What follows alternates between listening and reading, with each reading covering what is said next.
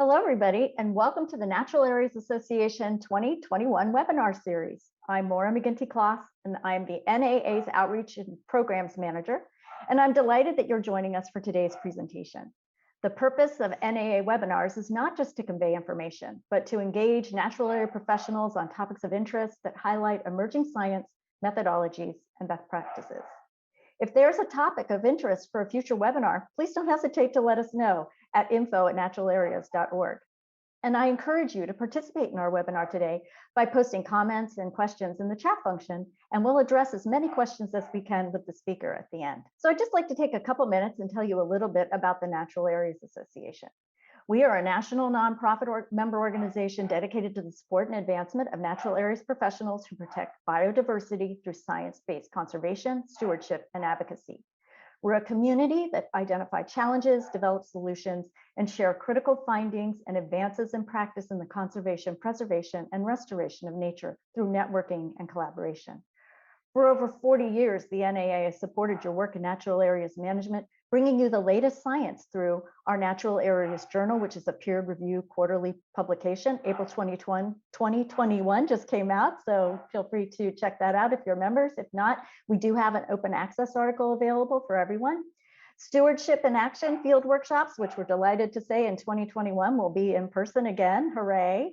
And that State Natural Areas Programs roundtables, which have been taking place virtually in 2021. And we have two more coming up, one in August and one in November. The annual Natural Areas Conference, which we hold every fall, and then monthly webinars, including this one. So this webinar has been brought to everyone. It's open access. Members and non-members have been invited to watch this at no charge. Thank you to the USDA Forest Service. So the great thing about this is once we post the archive to our webpage, you are free to share this with any of your colleagues who are not able to join us today. So thank you, USDA Forest Service. I'd also just like to talk a little bit about membership in the NAA. It's a very affordable membership. $79 is where it starts. And you get access to all the benefits I just talked about, all the things you see here. And the one thing that pays for itself rather quickly is free access to all of our webinars. Non-members do pay $29 typically to attend a webinar. So 3 webinars and you've already paid for your membership. So we hope you'll consider it. I'd also like just to talk about the 2 webinars that are coming up in June and July. We're really excited about our June webinar, which is our mandate to manage natural resources in a changing climate. It's being presented by Dr. Glenn Jude, who is a professor emeritus of forest ecology from the University of Alaska. And he has been working for years on the old growth forests and climate change, and is going to conduct some of his latest studies in both of these areas. And I know we've been reading a lot about this in the news as well. So I hope that you'll be able to join us for that. You can register for this in our July webinar on www.naturalareas.org. And then our July webinar is actually from our January 2021 Natural Areas Journal. It's combining the authors of 2 different manuscripts who came together to share their experiences and findings on the protection of rare species when you have constraints and limited resources, and don't we all? So now I know you're all here. We're excited about learning more about the new plants database. And so let me take a moment to introduce our speaker. Christine Taliga serves as the plant ecologist for the USDA Forest Service, and she is here to join us today. So Christine, I'm going to let you go ahead and take over. Thank you so much. And Moira, I really appreciate that fantastic introduction and learning all about some of the incredible programs that the Natural Areas folks are putting together. Thank you so much. Really appreciate that. And welcome to all of you. It is great to see so many participants signing on to learning about the USDA NRCS plants database. To get to know everyone a little bit, Moira was going to launch a couple of quick polls for me. I'm going to put my screen, I'm going to stop my video during the presentation, and then we'll start it again to do questions at the end. So Moira, if you wouldn't mind launching our polls, I'd really appreciate that. So what best describes your interest in botany? We have 70% of the folks interested in native plant conservation, and plant identification. And I love to see some folks hobby gardening and just having an interest in plants as well. So that's really great to hear. And then we have one more follow-up poll. Who is your employer? And that is just helpful to us in gearing this talk a little bit toward the audience. So really appreciate you taking the time to fill in this poll. Federal agency folks, state agency folks, some non-profit organizations and academia. That's great to see. Thank you so much, Moira, for running those polls for us. Let's get started and provide a little bit of context with regard to the USDA NRCS plants database. First off, we're going to talk a little bit about NRCS and its history to give you the context of the plants database, and then we'll dive right into some functions and some of the future applications with the new database, web-based design and functionality. As Moira said, my name is Christine Taliga. I work for NRCS as a plant ecologist within the soil science and resource assessment area and the soil and plant science division. My major areas of interest are invasive species, pollinators, fire and drought recovery, and I'm really interested in plant interactions with these biotic and abiotic processes. So looking a little bit at the history of NRCS and its establishment, many people have heard of the Dust Bowl that occurred and culminated in the early 1930s. And the Dust Bowl really resulted as land management practices became intensified on the landscape, and there was a combination of settlement activities and this extended drought, and then some incredible windstorms caused a crazy amount of erosion, which provided the impetus of forming a soil conservation service, first under the Department of Interior, and very shortly thereafter in 1935 under the Department of Agriculture.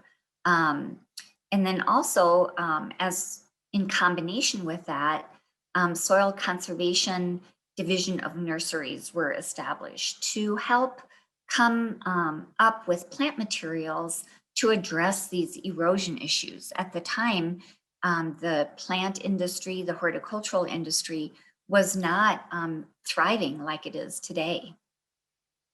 In the later 30s, the Soil Conservation District's law led to the conservation at the local level and really facilitated the process of these conservation activities on private lands, which were, as you can see from the post-World War II, voluntary installation of conservation structures and cost share was really the impetus of providing assistance to get conservation on the ground for private lands.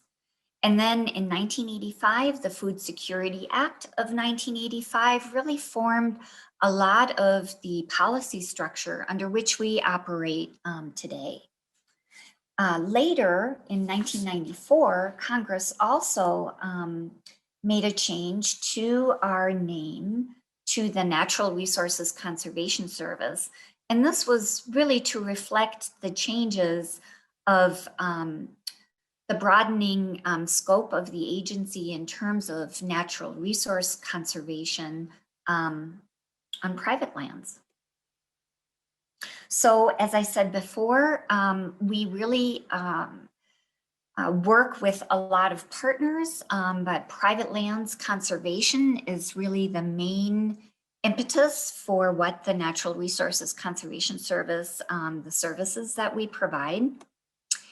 And that conservation on private lands takes place in the context of an NRCS planning process that really goes through 3 phases of planning that are phase 1, the collection and analysis, which includes steps 1 through 3, and then phase 2, formulation, the decision and support phase, and that includes an additional 3 steps, and then phase 3, the application and evaluation phase.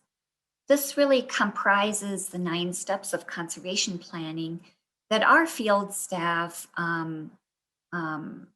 work on day to day in their interactions with private landowners and promoting conservation practices on private lands. You can see here that privately owned farms and ranches and forests comprise 2/3 of our nation's lands. And approximately 70% of the nation's fish and wildlife habitat is found on private lands. So Farm Bill support for voluntary incentive-based land management actions that promote both agricultural production and environmental quality and conservation are really key components to the work that we do at NRCS. This is a crazy chart, but I wanted to give you an example of how these interactions of the NRCS field office, the private landowners, the Farm Bill funding, and then technical support comes together to feed that planning process. Here is an example of invasive species. That might be an issue on a private land parcel where a landowner would like NRCS assistance to address invasive species issues. And it shows that the NRCS technical information, while it's sort of in the background, it provides the backbone to the conservation technical advice that our planners provide these landowners. And here you can see the impact of voluntary private lands conservation. The 2018 Farm Bill was a total of $420 billion, and $29 billion of which was specifically geared to conservation practices. And those conservation practices come to the private landowner via financial and technical assistance. We also have easement programs and certainly partnership opportunities. So we've come a long way since the times of the Dust Bowl, but we have a lot of work yet to do. Given some of the changes in our climatic patterns, some of the pressures on land for food production, we still have issues with wind erosion. This picture shows an aerial view of wind erosion from a flight going out of Denver from Southeast Colorado in 2013.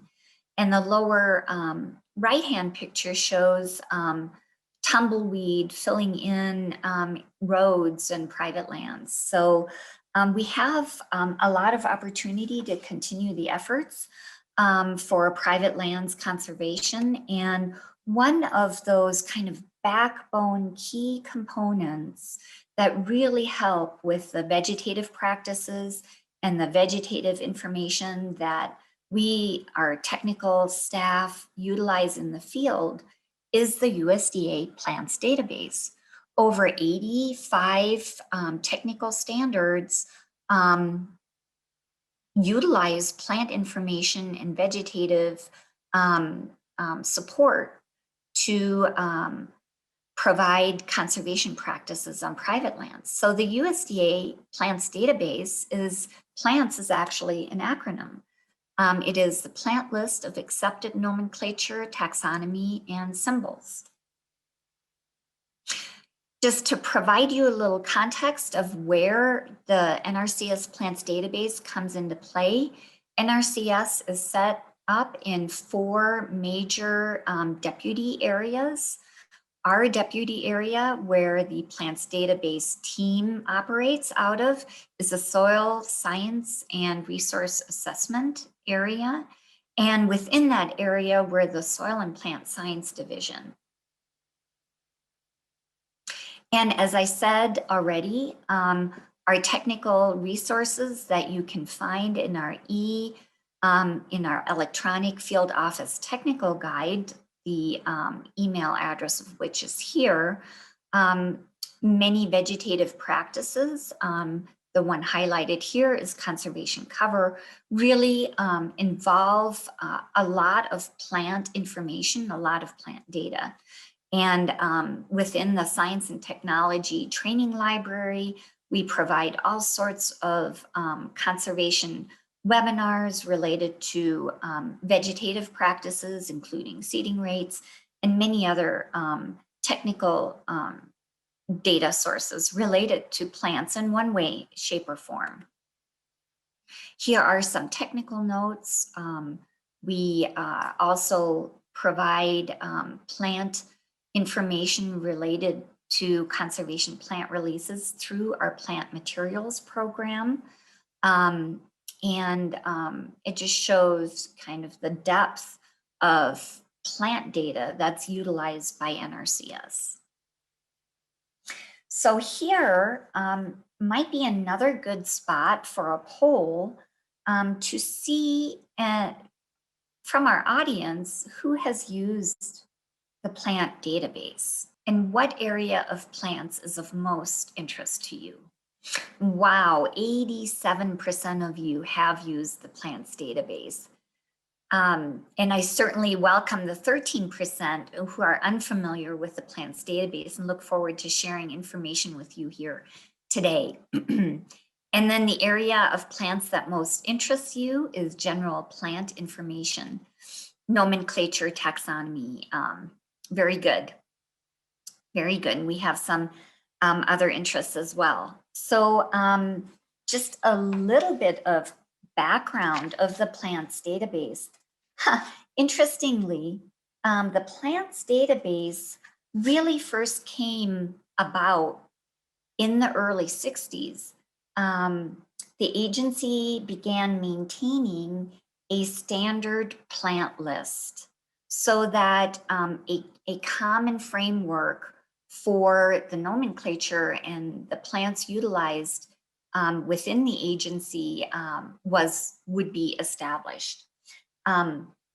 Later, this list was revised in partnership with the Smithsonian Institution to the national list of scientific plant names. And then in 1994, the National Plants Database actually launched our website, our present day website. It's one of the longest standing websites, government operated database websites currently out there. I also wanted to just mention that in terms of the plants database development, a lot of data was provided by the Biota of North America program through Dr. John Cartez. And then data is also provided through numerous sources, partners, and many data sets are obtained through agreements. So the mission of the plants database is to assist with the integration of natural resource-based information throughout NRCS and across government agencies, disciplines, and applications. You can see here that we cover about 35,000 plant species, of which roughly 28,000 are species of vascular plants. Approximately a little over 1,900 are non-vascular plant species, including mosses, liverworts, and hornworts. And we do cover about just short of 4,000 lichens. The territories included in the floristic area covered by the plants database is the US and territories, Canada, Greenland, St. Pierre, and Miquelon. The NRCS plants database is widely utilized globally. You can see from the map here that all of the areas in blue across the globe utilized the plants database on May 21st. There were 17,615 views. In the calendar year of 2020, plants had 2.5 million users, logging 3.9 million sessions with 12.6 million page views. Some of the main data that's available on the plants database is a list of the scientific name and accepted synonyms, the common names, plant symbols, taxonomy, distribution, nativity information. We've got characteristic information for about 2,000 plant species, ethnoecology data, cover crop information, crop nutrients information, and then legal status of plants, including wetland, endangered and threatened status, and invasive and noxious status. So here is the new look of the plants database. It was just recently launched. It's been out on the web for about 10 days now.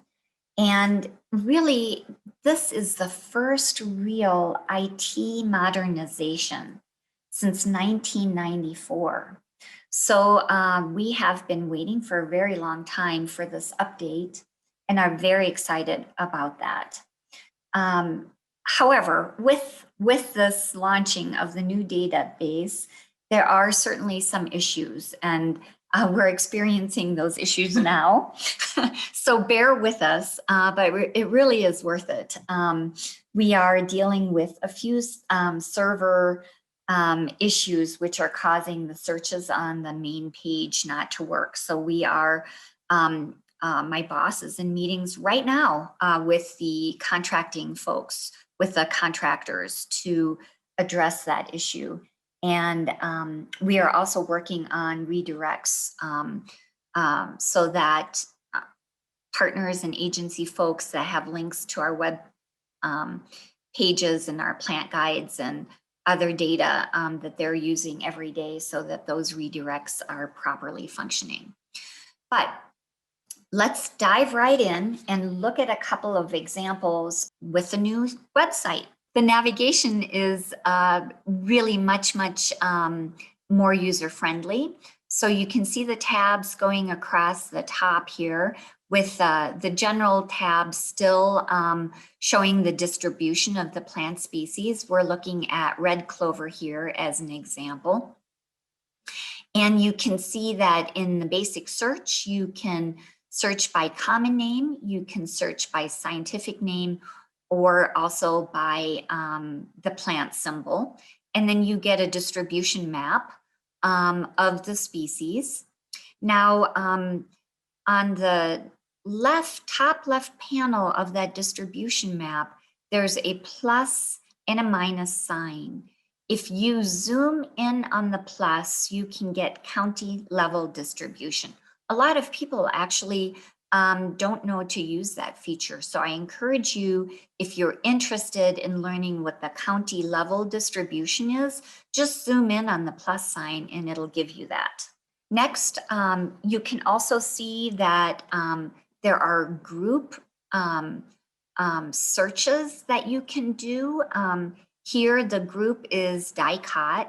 You can see on the left panel under group search, the different groups of species that can be searched by. And then duration is another search that shows the plant duration here. Red clover is noted as both a biennial and a perennial. And in the left-hand panel for the duration search, you can click on either annual, biannual, or perennial, and you can either put the genus or the genus and species name in your search option, or you can leave the name out and search the entire database for annual, biannual, and perennial duration. Growth habit is another component that's easily searched by, and native status. So for growth habit, you can see the components that you can search by, either forb, graminoid, which is grass-like plants, lichenous, non-vascular, vines, trees, subshrubs, and shrubs. And then native status, we are, you can actually filter, but we're not able to, we're having some issues with the nativity searches. So we are working on that as well. Here you can see, again, under the general tab, you can easily find the plant facts sheet or the plant guide associated with that plant species, and it provides quite a bit of information. But the plant guides are developed by the plants database team and the Plant Material Center staff. And they provide description and growing instructions and seed increase information related to plant species. We've got about 400 plant guides associated with different plants on the plant database. And then just going back to some of the search functions, again, under the general tab, you can search by family or genus. And you can see here when we search just by genus, Trifolium, you have the thumbnail photos that come up for the different genus and species of Trifolium, and you can see the distribution here. Now we're still working on getting these thumbnail images refined and getting the information and the thumbnail information clarified just a little bit. So that will be with future development processes of the updates of the plant database. And then synonyms are an important aspect of our plant searches. So you can see if you just go across where we have the general tab, you go to synonyms, you can see what some of the accepted synonyms are of, in this case, red clover. Also, we've got an image tab.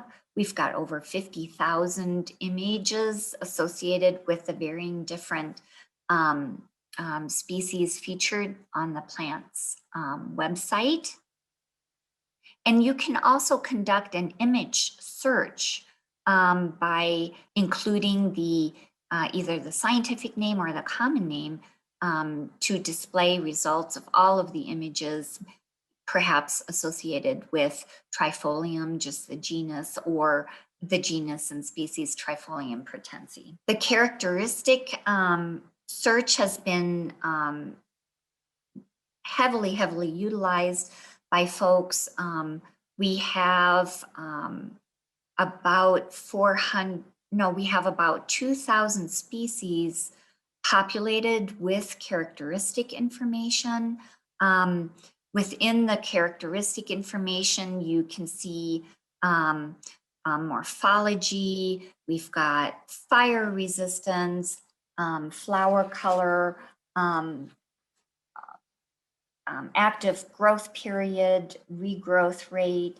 We include flower color, foliage color, fruit and seed color, nitrogen fixation, toxicity. So there are just a number of very, very helpful data to retrieve in terms of the plant characteristics associated with these different plant species. Like I said, we have about 2,000 plants that have this detailed plant characteristic information. We also provide the wetland status information that we receive through the National Wetland Plant List. So this is data that we incorporate through that National Wetland Plant List website. And then we also include related links and additional data associated with the different species. You can see here some of the additional resources and related websites that we feature for red clover. We do provide information on the sources that we receive this data. And so you can track where we have sourced the data. And then we also provide information on wildlife related values and related to food value and other aspects that are important for wildlife in terms of utilizing the plant resources. In terms of additional information, we do provide rarity data. Here you can see the rosebud orchid. It is listed as a endangered species in New Jersey, and it provides you the source of that listing. We also have information related to invasive species, and the invasive species data currently has not been populated on our new web interface, but will be. And so that's in the future section of our plant development. We are hoping that that will come very soon. So there are just a few current issues that I would like to just draw your attention to. So please do have some patience with us as we are working with the contractors to get all of the functionality back into our plants database. We have some server issues that I already mentioned. We're working on the redirects. Currently, we don't have a top level search for nativity, but we can use the filtering method instead. There have been some issues in downloading CSV files after filtering. We're working on that with the contractors. And then we also have an issue associated with common name search and the filtering boxes. Sometimes there's an issue with that working. And so we're trying to work with the contractors to get that consistently running again. In the near future, we are working on sharing additional data in a data vault that will be available to the public. So check back with our website and you will be able to download data via the data vault that we are going to make available. And then, of course, we want to reintegrate the state level data sets such as the noxious weed information and the threatened and endangered species information. We're also going to be working on the projection of the thumbnail maps that I showed you earlier and the embedded icons to be further refined. And then we're going to work on a feature so that you can search by plant guide and fact sheet.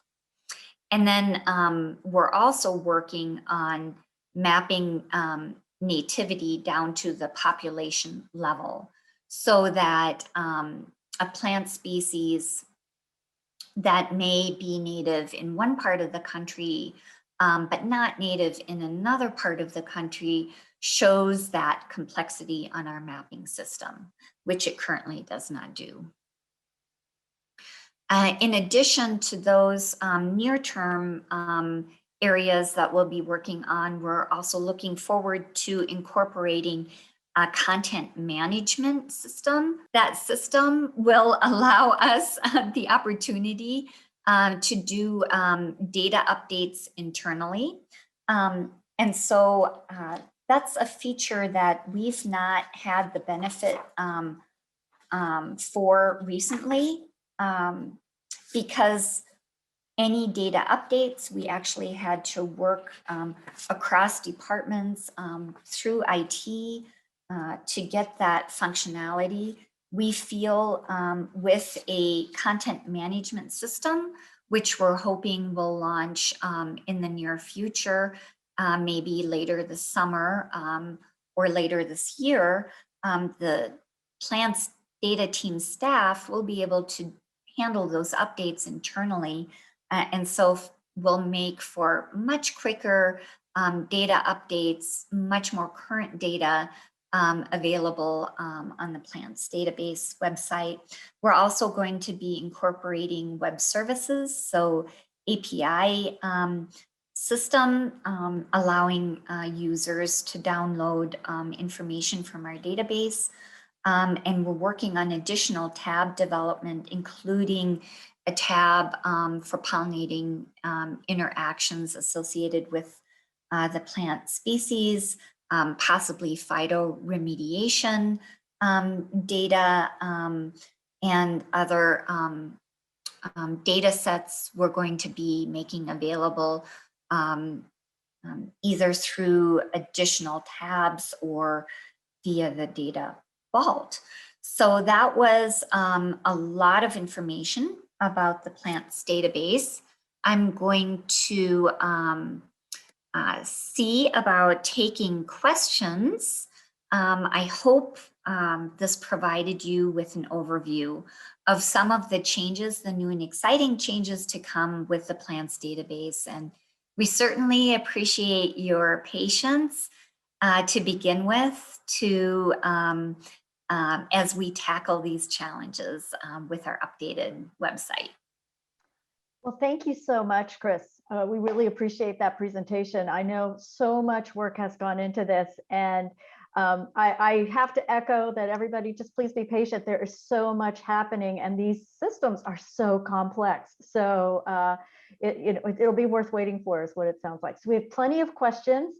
So the first one I think you may have addressed, but I'll just try to put it out there for you. So this individual is hoping that the database is updating its mapping so that plants that are not native to an area will no longer appear to be native. And I think you did address that. So for instance, because educators are finding that challenging. You bet. And that is definitely a feature that we will be incorporating with our future development process. Right now, we're just concentrating on getting our existing data to function on the new web interface, but that is most definitely on our radar screen as a very important component. Yes. Great. We will be working on that. Terrific. So where does county level data come from? The county level data, or all of the data in the plants database, comes from a number of sources. We use herbaria data a lot, which all of you are aware, herbaria are associated with universities, some museums that are vouchered plant specimens that are peer reviewed and identified in terms of plant identity and location. So we mostly obtain our data from herbarium specimens. Okay. And how do we get maps updated for native plants found in a county, but not shown on the plants database map? So again, we utilize documented voucher specimens on the plants database in the help website, on the plants database website. there's a help tab.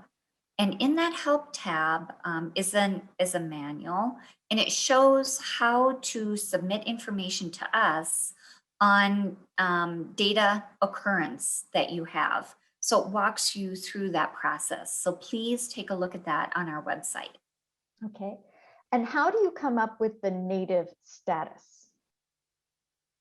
So nativity is complex, and it can be controversial. For the purposes of the plants database, we go back to the time of Columbus, and any plants that were here before that time are considered native. Plants that were brought to the US through humans after the time of Columbus are considered not native. Okay. Far more background space than the old version, so I think that's a plus. Yes. Is there a settings function that allows you to expand the plant information to fill the entire screen? I believe that you just have to scroll down. There's so much data, it wouldn't fit on just one screen view. Okay. And you just motion down. It's just a rolling informational system. Okay. So will the search option not be so precise in the new version? And by that, always needing to know the exact Latin spelling perfectly, can you get it close and it will start to search for similar? Or does it have to be exact? It has to be exact. Okay. But you can search by common name, and you can search by plant symbol as well. Okay.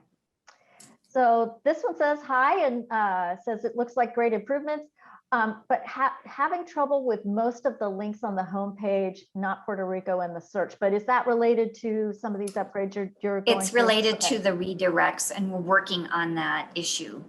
Okay. Okay, good. And then what is the new version of the old advanced search option? Is that complex enough for a question? Yeah. And so during the PowerPoint, and I can go back to that if it would be helpful, the left panel shows all of the different filtering options. So there will not be an advanced search option, but you can filter by all of the subcategories that we talked about that were group and growth habit. And so it should be innumerably easier to utilize. It's much more user-friendly than the prior advanced search option. Okay, good. Plants has reviewed and assigned symbols to many fungi for regions 5 and 6 of the Forest Service. And this person says, I thought fungi were going to be included in the online database. Can you share if this will eventually be added? It will be. It's in the future development process. And thank you so much for mentioning that. I'll be sure to get that added to the slide. Okay, that's great. For many years, the USDA plants database has been out of date on state invasive species regulations. Will the new database include listings of state regulated invasive species as well as noxious weeds? Yeah, and so that's in part of the future development. We do need to relink back to the state data, and so that our listing of noxious and invasive species is going to always defer to the state data. That information was fraught with some data issues in the past version of the plants database, and so that will not be the case moving forward. We will link, if a state has it available, that's the information we will link to in real time. So there shouldn't be any differences between what we have and what the state information is. Great. For species distribution, in addition to book references and herbaria databases, do you use online databases such as EdMaps or EDDMaps, iNaturalist, and IMAP invasives? The plants data team is comprised of three really world-renowned taxonomists. And if they receive information that is verifiable, we can use the information. So I guess that's where I need to leave it. It's whether or not our taxonomists that do the quality control are able to verify the true identity of the species to the location where it was noted. Okay.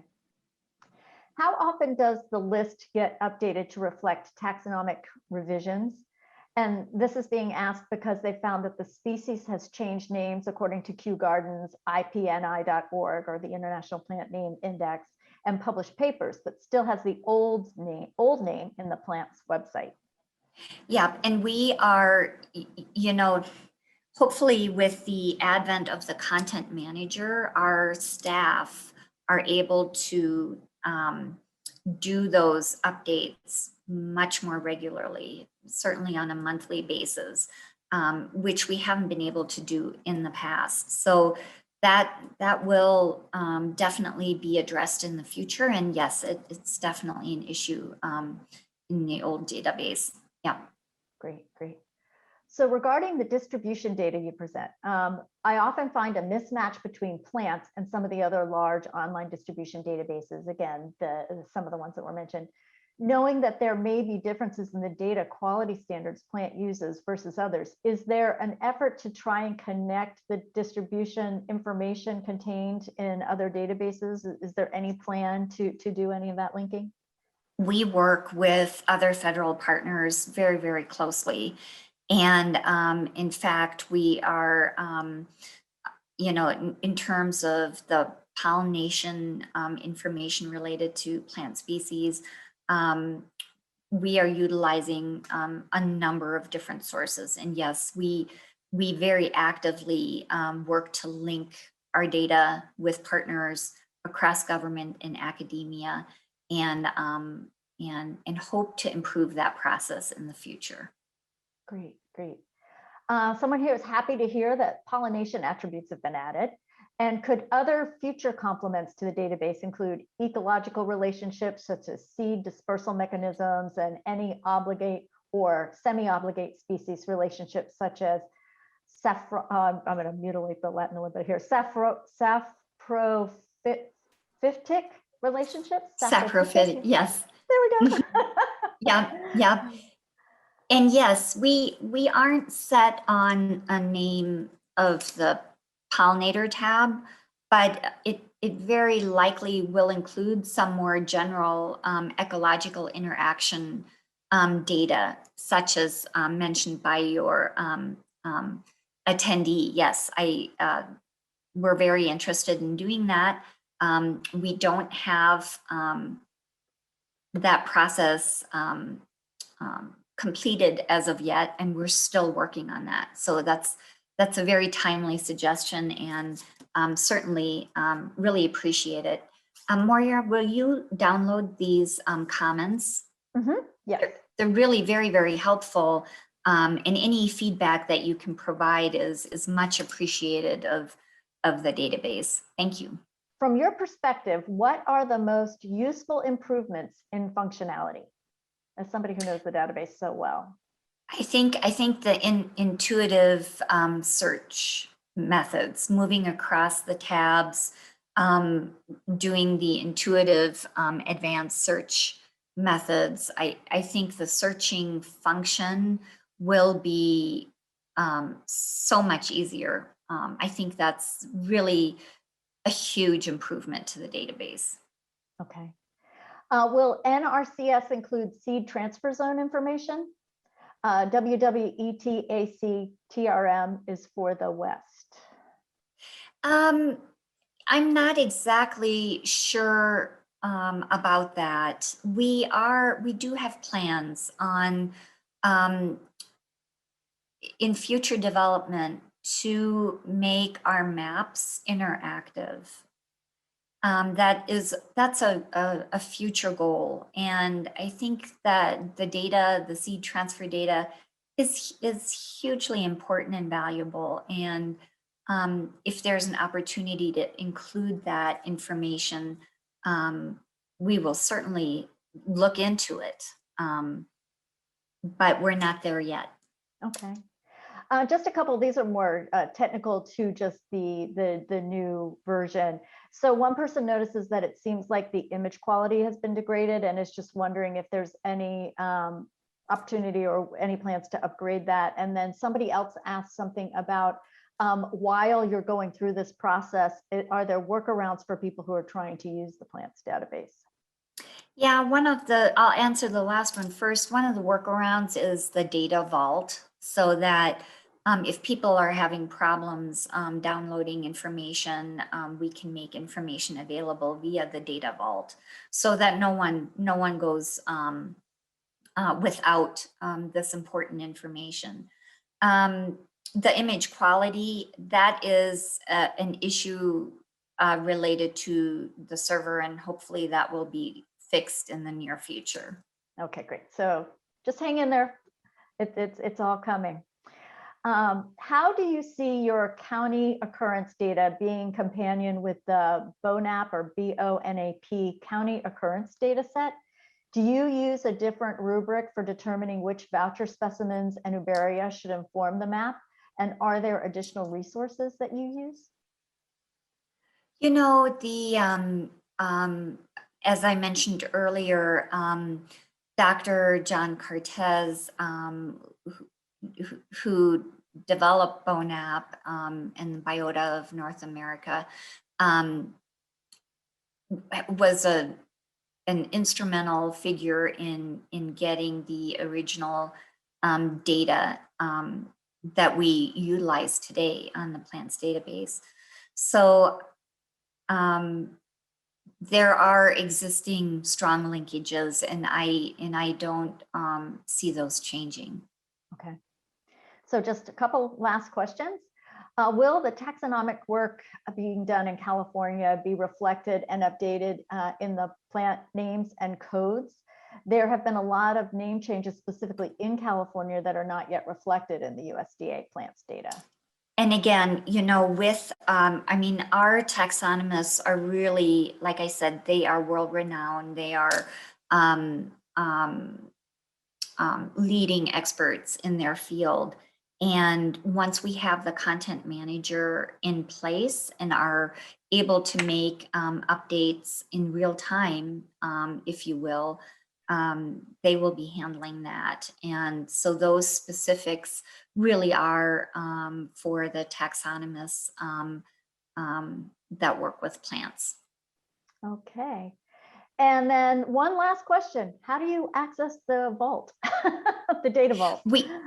So in the plants database website, there is a help tab that has a manual, and it tells you which data are available via the vault, but none of the data is in the vault yet. We're not there yet. We're still dealing with the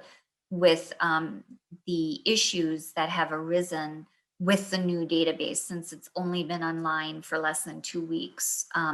That's really the area of concentration. That's where all of the emphasis of my my boss, who's Gary Moore, the taxonomist with the plants database, and he is working tirelessly to help get the data that we have existing up and running. Okay, well, Christine, that takes us to the end of our webinar. And thank you everyone for the wonderful questions. I know this was really informative for me. It sounds like so much is coming. Everybody just be patient, keep checking it. It sounds like there's just wonderful things to come. And don't hesitate to share if there are things that they can do to improve the database. Chris sounds like she wants to hear. So yeah. Thank you so much. Thank you. Really appreciate all of the questions, very much appreciate the opportunity to talk about NRCS, what we do, and the plants database, and happy plant conservation this spring and summer. Thank you so much. All right, take care. Thank you everybody for joining us, and I hope you join us in June for our next webinar. Thanks so much.